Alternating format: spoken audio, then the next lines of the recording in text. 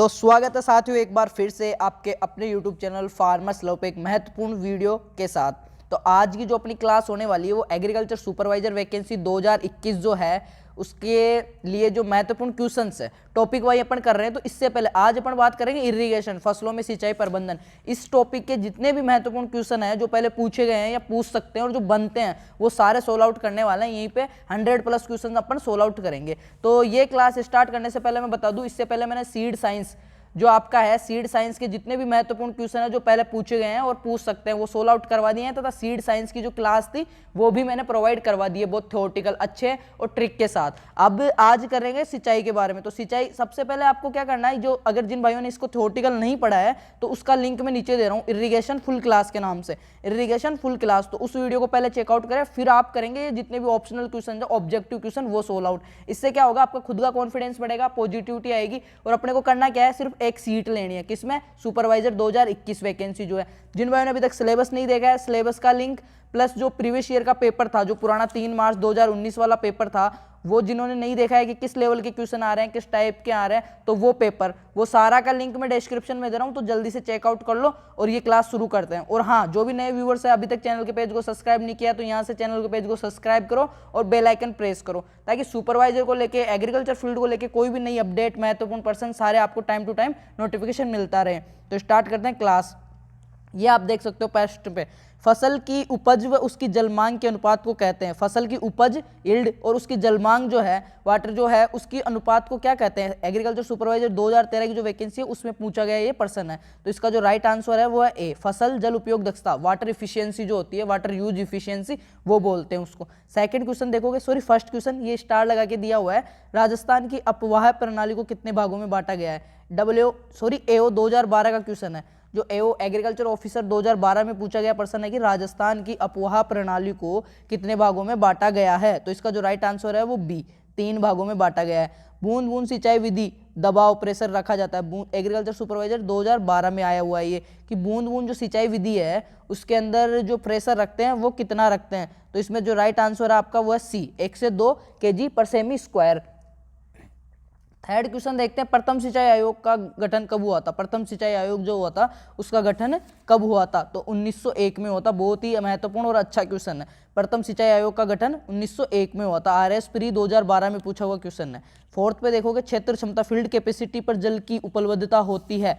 क्षेत्र क्षमता पर जल की उपलब्धता कितनी होती है? 100% होती है। पूर्णतः जल प्राप्त होता है फील्ड कैपेसिटी पे। पांचवा क्वेश्चन देखो, अब फील्ड कैपेसिटी क्या है, ये 100% क्या है, ये सारा मैंने जो क्लास हुई थी अपनी थ्योरेटिकल उसमें पढ़ाया हुआ है।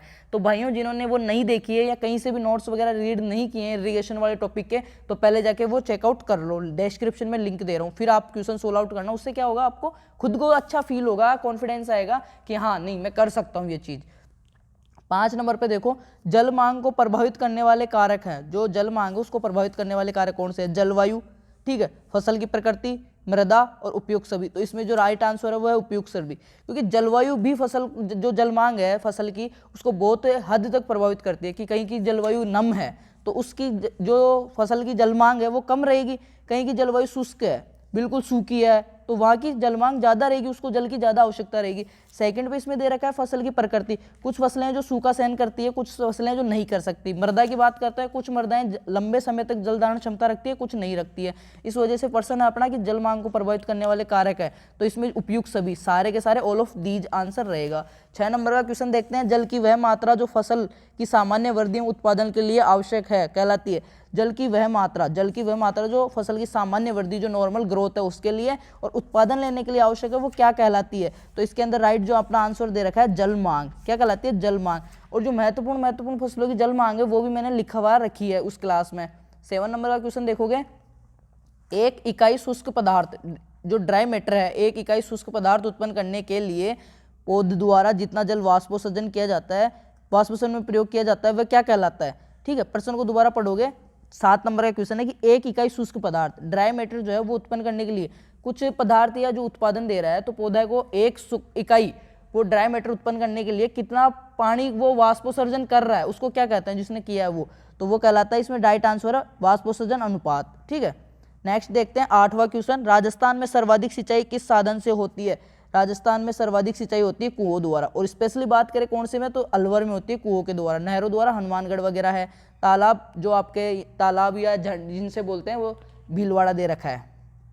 नेक्स्ट 9 नंबर, भारत में सर्वाधिक सिंचाई किस साधन से होती है? भारत में, राजस्थान में सर्वाधिक कुओं द्वारा होती है, कुएं नलकूप, ठीक है, कुएं व नलकूपों द्वारा।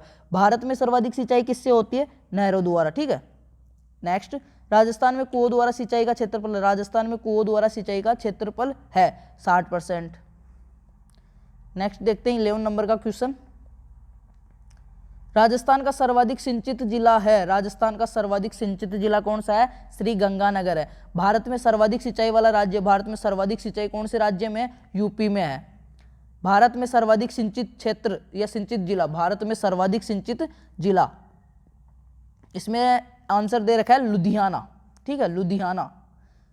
14 नंबर पे देखोगे, अधिकतम सिंचाई जल दक्षता, अधिकतम सिंचाई जल दक्षता जो है इरिगेशन इफिशियंसी वाली सिंचाई है, कौन सी है? कि कौन सी विधि द्वारा सिंचाई, इन ऑप्शंस में कौन सी विधि द्वारा अपन सिंचाई करेगी जिससे अधिक जल दक्षता प्राप्त हो, जितना जल दे रहे हैं ज़्यादा से ज़्यादा यूजफुल रहे अपने लिए, सच्चा जो फसल है वो काम में ले सके। तो 14 नंबर का जो क्वेश्चन है उसका जो राइट आंसर अपना वो है डी, ड्रिप इरिगेशन। सबको पता है ड्रिप इरिगेशन में कितनी तो बचत होती है, 1 से 2%, 1 से 2 जो है दबाव है उस पर अपन पानी छोड़ते हैं और इसमें पानी की बचत होती है, मतलब जो वाष्पोत्सर्जन है, खरपतवार है, उन सभी से अपने को कमी महसूस होती है। 15 नंबर का क्वेश्चन देखोगे कि राजस्थान का कुल सिंचित क्षेत्र प्रतिशत है, राजस्थान का कुल सिंचित क्षेत्र प्रतिशत है 38%। ये देखो कि भारत का कुल सिंचित क्षेत्र है, भारत का कुल सिंचित क्षेत्र मतलब 35%। सर्वाधिक जल मांग वाली फसल है, सर्वाधिक जल मांग किसकी है? गन्ने की है, सर्वाधिक जल मांग गन्ने की है। 17 पे देखोगे, भारत में सिंचाई की सर्वाधिक प्रचलित विधि है, भारत के अंदर सिंचाई की सर्वाधिक प्रचलित विधि कौन सी है? क्यारी विधि। सबसे पुरानी और सबसे फेमस और सबसे प्रचलित कौन सी है? क्यारी विधि। 18वां क्वेश्चन देखोगे, जलमांग माइनस प्रभावी वर्षा प्लस संग्रहित नमी सूत्र है, ये सूत्र जो दे रखा है फॉर्मूला वो किसका है?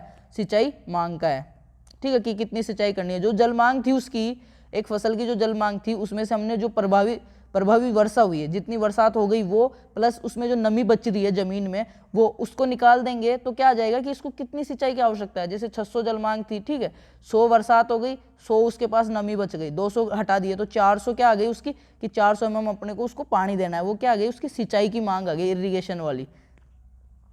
19 नंबर का क्वेश्चन देखोगे, सिंचाई की वह विधि जिसमें सर्वाधिक जल अपव्यय होता है, सिंचाई की वह विधि जिसमें सर्वाधिक जल अपव्यय होता है, प्रवाह विधि। प्रवाह विधि में क्या करते हैं? सीधा छोड़ देते हैं पानी को खेतों के अंदर, ठीक है, तो इससे बहुत ज्यादा अपने को नुकसान होता है, पानी का वेस्ट होता है। 20 नंबर पे देखोगे, पौधों की उपापचय क्रिया, शरीर निर्माण, मेटाबॉलिक एक्टिविटी में कुल फसल जलमांग की कितने प्रतिशत जल की आवश्यकता होती है? पौधों की उपापचय जो क्रियाएं हैं, बॉडी निर्माण है, जो शरीर निर्माण है, मेटाबॉलिक एक्टिविटी है, उसमें कुल फसल जलमांग की कितने प्रतिशत जल की आवश्यकता होती है? तो इसमें जो आंसर दे रखा है डी, 1% से कम। राजस्थान की सबसे प्रमुख नहर है, राजस्थान की सबसे प्रमुख नहर है गंगा नहर, इंदिरा गांधी नहर, भरतपुर नहर और गुड़गांव नहर। तो सबसे प्रमुख कौन सी है? बी, इंदिरा गांधी नहर। राजस्थान की सबसे प्रमुख नहर इंदिरा गांधी नहर है। इंदिरा गांधी नहर की कुल लंबाई कितनी है? इंदिरा गांधी नहर की कुल लंबाई कितनी है? 22 नंबर का क्वेश्चन है अपना कि इंदिरा गांधी नहर की कुल लंबाई कितनी है। इसमें जो राइट आंसर दे रखा है ए, जो राइट आंसर दे रखा है ए, 649 किलोमीटर। गेहूं में कुल सिंचाइयां रखते हैं, गेहूं का हर बार पूछता है, CRI स्टेज वगैरह पूछता है, तो गेहूं में कुल सिंचाइयां कितनी रखते हैं? 5 से 6 रखते हैं, जो जिसको क्रिटिकल स्टेज बोलते हैं, कि उस स्टेज पे तो गेहूं को पानी चाहिए ही चाहिए अगर आपको प्रोडक्शन लेना है अच्छा। तो धान में कुल सिंचाइयां कितनी रखते हैं? धान में जो कुल सिंचाइयों की संख्या है वो है 4 से 5। नेक्स्ट देखते हैं 25 नंबर, सरसों में सिंचाई की क्रांति का अवस्था। सरसों के अंदर जो क्रिटिकल स्टेज है सिंचाई की वो कौन सी है? सरसों में सिंचाई की क्रांति का अवस्था है, तो इसमें आंसर दे रखा है फूल आने से पहले और फलियां बनते समय, फूल आने से पहले और फलियां बनते समय दोनों।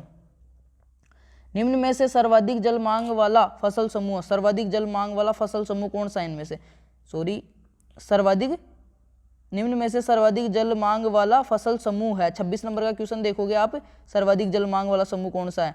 तो इसमें दे रखा है गन्ना, धान, आलू, गेहूं, ज्वार, बाजरा, मक्का, ये तो होएगा ही नहीं, चना, मूंग, उड़द। इसका जो राइट आंसर है यहीं पे देख लो, गन्ने की सबसे ज्यादा जल मांग है, उसके बाद में धान की है, आलू, गेहूं, तो ये दो हो गए ना, ये ही इनके बराबर हो गए, तो गन्ना और धान दोनों आ गए, इसलिए ये वाला समूह सबसे ज्यादा जल मांग वाला हो गया। तो 26 में राइट आंसर ए हो गया।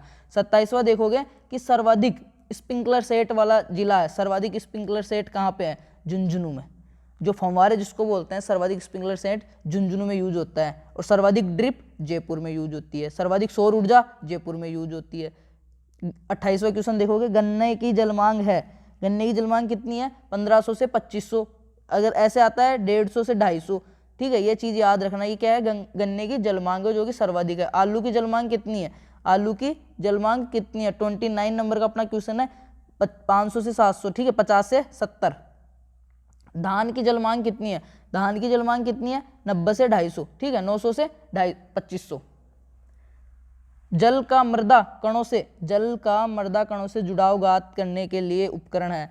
जल का जो क्या है? सोइल जो पार्टिकल है उनसे कितना जुड़ाव है वो ज्ञात करने के लिए कौन सा यंत्र काम में लेते हैं? टेंशियोमीटर, जिसको मृदा तनाव भी बोल सकते हो।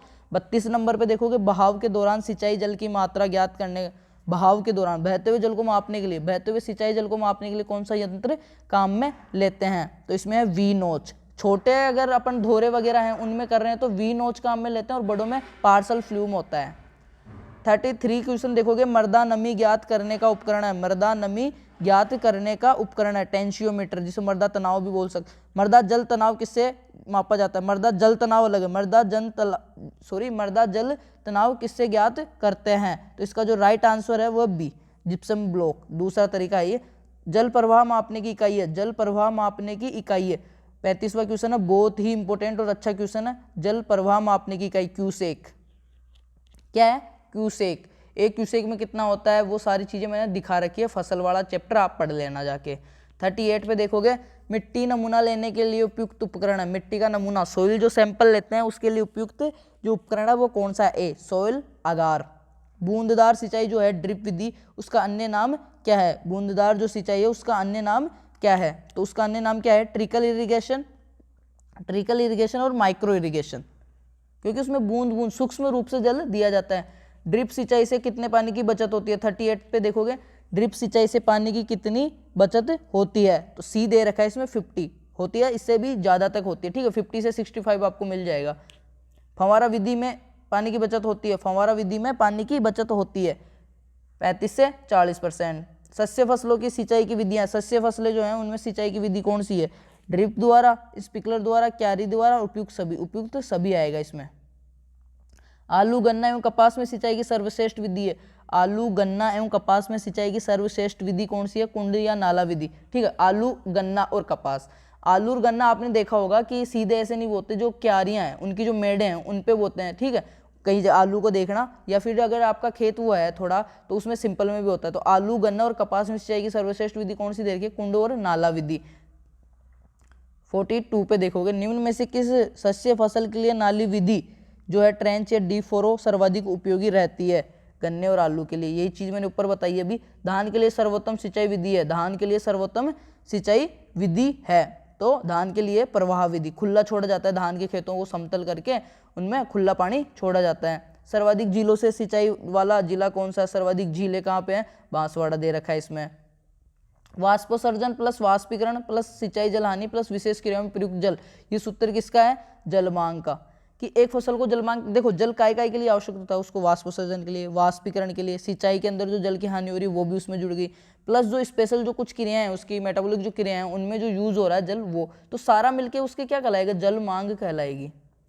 46 क्वेश्चन देखोगे, निम्न में से जल मांग ज्ञात करने की विधि है। निम्न में से जल मांग ज्ञात करने की विधियां हैं, वाष्पोत्सर्जन अनुपात विधि, परिक्षेत्र प्रयोग विधि, गहराई अंतराल उपज विधि और उपयुक्त सभी। तो इसमें ऑल ऑफ दीज आंसर रहेगा। 47 पे आप देखोगे, निम्न में से राजस्थान में सबसे कम या न्यूनतम जल मांग वाली फसल है? राजस्थान की बाजरा, ठीक है, बाजरा, पेनिसेटम ग्लूकम। ये भी बहुत अच्छा क्वेश्चन है। 48 ड्रम कल्चर विधि है, ड्रम कल्चर विधि है। 48 नंबर का क्वेश्चन देखोगे, जल मांग ज्ञात करने की है, धान में यूज लेते हैं, धान से संबंधित है ड्रम कल्चर विधि। बी आंसर राइट है। 49 जल मांग को प्रभावित करने वाले कारक है, जल मांग, जलवायु, मृदा, फसल के प्रति उपयुक्त सभी। ये क्वेश्चन पहले भी आ चुका है अपने। कीटों एवं रोगों के प्रकोप से फसल की जल मांग पर प्रभाव पड़ता है। कीटों और रोगों से, कोई फसल है स्वस्थ फसल, ये तो स्वस्थ फसल का प्लांट है, और यह है कीट रोगों से ग्रसित फसल का प्लांट है। तो अब क्या फर्क पड़ेगा? वृद्धि, कमी, प्रभाव नहीं, सभी असत्य। कीटों एवं, प्रश्न को दोबारा से समझना आप, कीटों एवं रोगों के प्रकोप से फसल की जल मांग पर क्या प्रभाव पड़ेगा? जल मांग बढ़ जाएगी, कम हो जाएगी, या प्रभाव नहीं पड़ेगा? सभी असत्य। तो जल मांग बढ़ जाएगी। ठीक है, अस्वस्थ पौधा हो जाएगा, कीट वगैरह सारा शोषण कर रहे हैं तो उसको ज़्यादा न्यूट्रिएंट्स की जरूरत होगी तो वो ज़्यादा जल खींचेगा तो जल मांग बढ़ जाएगी। 51 सॉरी, कच्ची नालियों द्वारा सिंचाई करने से जल का ह्रास या लॉस किस रूप में होता है? कच्ची जो नालियां हैं उनसे अगर सिंचाई करोगे तो जल का ह्रास कैसे होगा? सी दे रखा है इसमें, जिसमें दोनों दे रखा है, अंतःस्त्रवण और अपसरण। ऐसे भी जाएगा जल, ठीक है, अंदर भूमि में भी और जो साइडों में भी इसका रिसाव होएगा, उन दोनों वजह से हानि होएगी। तो सी आंसर राइट है। 52 देखोगे, जल मांग ज्ञात करने की विशुद्ध विधि है। जल मांग ज्ञात करने की विशुद्ध विधि है, प्रक्षेत्र प्रयोग विधि, बी आंसर राइट है। 53 देखोगे, वाष्पोत्सर्जन अनुपात विधि द्वारा, वाष्पोत्सर्जन अनुपात विधि द्वारा जल मांग ज्ञात करने का सूत्र है। वाष्पोत्सर्जन अनुपात विधि द्वारा जल मांग ज्ञात करने का सूत्र कौन सा है इसके अंदर? तो इसमें जो राइट आंसर दे रखा है वो बी दे रखा है, जल मांग बराबर वाष्पोत्सर्जन अनुपात इंटू उपज केजी में। वाष्पोत्सर्जन अनुपात निकाला जाता है, किससे निकाला जाता है? ग्रीन हाउस में गमलों में पौधे उगाकर निकाला जाता है, ग्रीन हाउस में। पहाड़ों या पहाड़ी क्षेत्र में सिंचाई का प्रमुख साधन है, पहाड़ी क्षेत्रों में झरने। 56 नंबर पे देखोगे, निम्न में से जल मांग को प्रभावित करने वाले कारक है, जलवायु, सिंचाई विधि, सारे के सारे हैं। गेहूं में सिंचाई की क्रांतिक अवस्था है, गेहूं में सिंचाई की क्रांतिक अवस्था है, शिखर जड़ CRI स्टेज और मिल्किंग स्टेज दोनों ही है, तो डी आंसर राइट हो गया। सिंचाई निर्धारण प्रक्रिया के बिंदु है, सिंचाई निर्धारण करने की प्रक्रिया के कौन कौन से बिंदु है देख सकते हो यहाँ पे? फसल का निर्धारण, समय का निर्धारण, मात्रा का निर्धारण, फसल कटान, समय निर्धारण। तो इसमें आएगा जो आंसर है वो डी, पहला और दूसरा दोनों, ठीक है, डी आ गया। 59 में देखोगे, मृदा में उपलब्ध जल की ऊपरी सीमा को कहते हैं, मृदा में उपलब्ध जो जल है उसकी ऊपरी सीमा को क्या कहते हैं? 59 पे देख रहे हो क्वेश्चन, तो इसका जो राइट आंसर दे रखा है वो दे रखा है ए, क्षेत्र क्षमता या फील्ड कैपेसिटी, जिसपे 100% फसल को जल प्राप्त होता है। बाजरे में सिंचाई की क्रांतिक अवस्था है, बहुत ही अच्छा क्वेश्चन है, बाजरे में सिंचाई की क्रांतिक अवस्था है फूल आते समय। क्षेत्र क्षमता जो फील्ड कैपेसिटी है, क्षेत्र क्षमता या फील्ड कैपेसिटी एवं स्थायी म्लानी बिंदु, परमानेंट विल्टिंग पॉइंट के मध्य जल को कहते हैं। जो क्षेत्र क्षमता वो और परमानेंट विल्टिंग पॉइंट है, जो उसके मध्य का जो जल है उसको क्या कहा जाता है? तो इसका जो राइट आंसर दे रखा है वो दे रखा है ए, प्राप्य जल या अवेलेबल वाटर। 62 पे देखोगे, सॉरी 62 यहां तक सोल्व आउट कर लिए थे, 61 तक। मक्का में सिंचाई की क्रांतिक अवस्था है, मक्का के अंदर सिंचाई की क्रांतिक अवस्था है, तो मक्का के अंदर कौन सी सिंचाई की? शिखर जड़ बनते समय और भुट्टे बनते समय और नर मंजरी आते समय, इनमें से 3 में से बताना अपने को। मक्का में सिंचाई की क्रांतिक अवस्था है तो इसमें भुट्टे बनते समय और नर मंजरी, शिखर जड़ वाला गेहूं के अंदर है। धान में सिंचाई की क्रांतिक अवस्थाएं हैं, धान के अंदर सिंचाई की क्रांतिक अवस्थाएं कौन कौन सी है? इसमें राइट आंसर दे रखा है डी, उपयुक्त सभी, कल्ले निकलते समय, फूल आने से पहले और फूल आते समय। 64 देखो, मूंगफली की फसल की क्रांतिक अवस्था है, मूंगफली की क्रांतिक अवस्था सुइयां बनते समय और मूंगफली के निर्माण के प्रारंभ तक, डी हो गया आंसर। ज्वार में सिंचाई की क्रांतिक अवस्था, ज्वार की सिंचाई की क्रांतिक अवस्था कब है? फूल आते समय। सिंचाई में पानी की मात्रा को प्रभावित करने वाले कारक, सिंचाई के अंदर पानी की मात्रा को प्रभावित करने वाले कारक कौन से? फसल की प्रकृति, भूमि का प्रकार, सिंचाई की विधि और उपयुक्त सभी। तो राइट आंसर क्या है इसमें? उपयुक्त सभी आएगा। 67 देखोगे, दलहनी फसलों में सिंचाई समय है, दलहनी जो फसलें उनमें सिंचाई का समय क्या है? फूल आने पर। कब किया जाता है? फूल आने पर। 68 गेहूं में प्रथम सिंचाई, गेहूं में प्रथम सिंचाई की जाती है 21 दिन के बाद, बुआई के 21 दिन बाद। कुंड या फेरो विधि से सिंचाई किस फसल में करते हैं? कुंड या फेरो विधि से सिंचाई कौन सी फसल में करते हैं? तो गन्ने में करते हैं। किस में करते हैं? गन्ने में, पहले बताया मैंने। 70 नंबर का क्वेश्चन देखोगे, आलू में सिंचाई किस विधि से करते हैं? आलू में सिंचाई किस विधि से करते हैं? कुंड विधि द्वारा। आलू और गन्ना दोनों में यही यूज कर रहे हैं। गेहूं एवं जौ में सिंचाई की सर्वोत्तम विधि है, गेहूं और जौ में क्यारी विधि। मैंने बताया तभी कि सबसे पुरानी और फेमस विधि है ये, प्रचलित विधि। 72 देखोगे कि सरसों में सिंचाई की क्रांतिक अवस्था है, सरसों के अंदर जो है सिंचाई की क्रांतिक अवस्था वो कौन सी है? फूल आने से पूर्व और फलियां बनते समय, फूल आने से पूर्व और फलियां बनते समय है। जौ की सिंचाई की क्रांतिक अवस्था, जौ की कब की है? 73 में देखोगे, बुआई के 30 दिनों के बाद, बुआई के 30 दिन बाद और दाना भरते समय, दोनों ही है, तो सी आंसर राइट है। 74 पे देखोगे, निम्न में से किस फसल को रबी की फसल में सबसे कम पानी की आवश्यकता होती है? सरसों को, रबी की जो सर्दियों वाली है वो। पौधे मुरझाने, जो विल्टिंग की वह अवस्था जिसे सिंचाई करने पर पुनः ठीक हो जाता है, उसको क्या कहा जाता है? अस्थायी म्लानी बिंदु, अस्थायी मुरझान बिंदु या अस्थायी म्लानु बिंदु, अगर उस टाइम अगर आप प्लांट को पानी दे देते हो तो वो वापस रिकवर हो जाता है।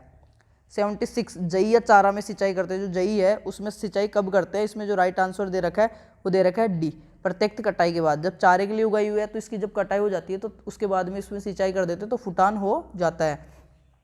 77 देखोगे कि आलू में सिंचाई का समय है, इरिगेशन टाइम, आलू में सिंचाई का समय क्या है, कल्ले फूटने के पश्चात, भूस्तारी बनते समय, प्रत्येक 10 दिन पर और उपयुक्त सभी, तो उपयुक्त सभी वाला राइट आंसर है। पौधों में सिंचाई निर्धारण प्रक्रिया है, पौधों में सिंचाई निर्धारण प्रक्रिया है, सिंचाई कब की जाए, सिंचाई किस विधि से की जाए, सिंचाई कितनी की जाए और उपयुक्त सभी, तो पौधों में सिंचाई का निर्धारण सभी विधि, ये सारी जो चीज़ें हैं वो ध्यान रखना पड़ता है, इसलिए राइट आंसर है उपयुक्त सभी। चने में सिंचाई की क्रांतिक अवस्था है, चने में सिंचाई की क्रांतिक अवस्था है सी है, ठीक है, फूल आने से पूर्व और फली बनते समय, दोनों टाइम। जल निकास का महत्व है, 80 नंबर का क्वेश्चन देखोगे, जल निकास का महत्व है, तो उचित वायु संचार, मृदा संचार में सुधार, जीवाणु की क्रियाशीलता और उपयुक्त सभी, सब में है। उचित जल निकास रहेगा तो वायु संचार भी अच्छा रहेगा, मृदा की संरचना जो है वो भी सही रहेगी, और जो जीवाणु है, बैक्टीरिया वगैरह सूक्ष्म जीव, उनकी क्रियाशीलता भी बनी रहेगी।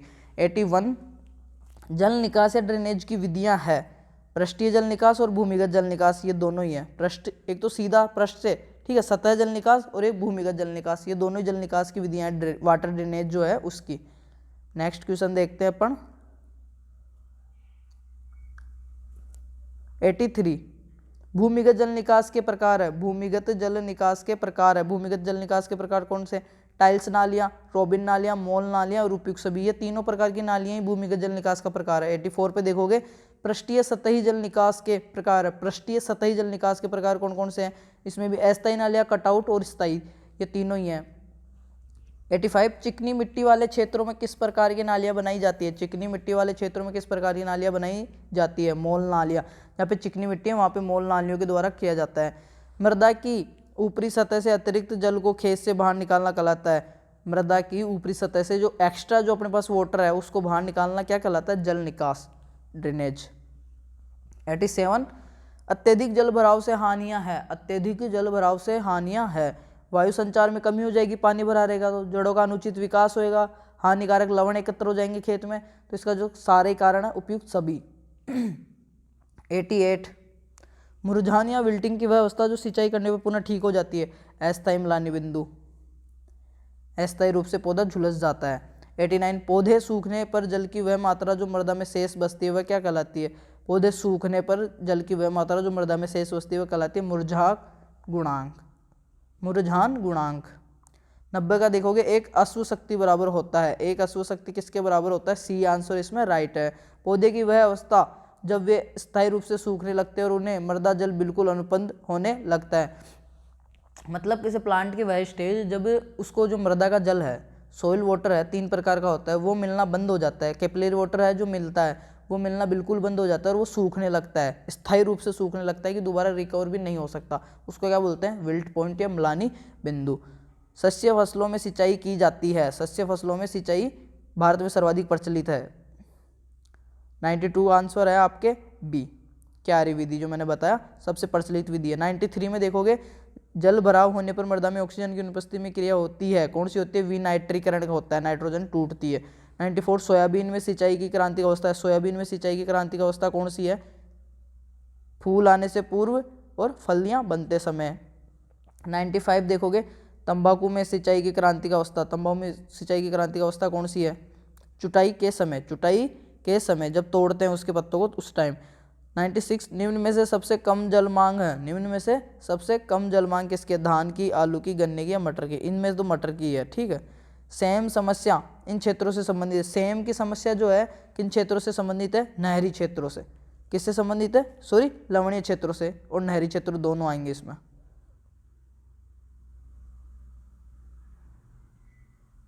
98 फव्वारा सिंचाई स्प्रिंकलर किन क्षेत्रों के लिए उपयुक्त है, फव्वारा सिंचाई ऊंचे नीचे सही है, मैदानी क्षेत्रों के लिए भी सही है, रेगिस्तानी क्षेत्रों के लिए नहीं है, समतल क्षेत्रों के लिए सही है, मेनली किसके लिए ये फव्वारा सिंचाई, देखो समतल क्षेत्र वहाँ पे तो और किसी विधि से भी कर लेंगे अपन, तो जो ऊंचे नीचे उबड़ खाबड़ क्षेत्र उनके लिए फव्वारा बेस्ट है।